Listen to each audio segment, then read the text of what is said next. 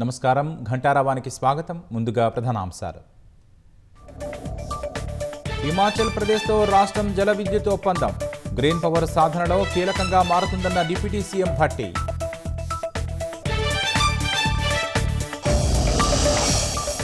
కొత్తగూడెం విమానాశ్రయం సాధించేందుకు కృషి చేస్తున్నామన్న తుమ్మల.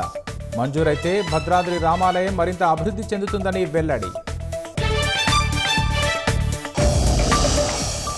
హుస్నాబాద్లో 150 పడకల ఆసుపత్రి, ఇంజనీరింగ్ కాలేజీ ఏర్పాటుకు చర్యలు. గౌరవెల్లి ప్రాజెక్టు నిర్మాణానికి రైతులు సహకరించాలని పొన్నం విజ్ఞప్తి. నాగర్ కర్నూలు పట్వర్లపల్లి వద్ద కారు బస్సు ఢీ, మహారాష్ట్రకు చెందిన 2 మృతి.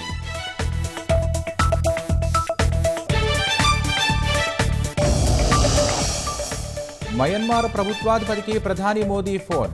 భూకంప బాధితులకు అండగా ఉంటామని భరోసా.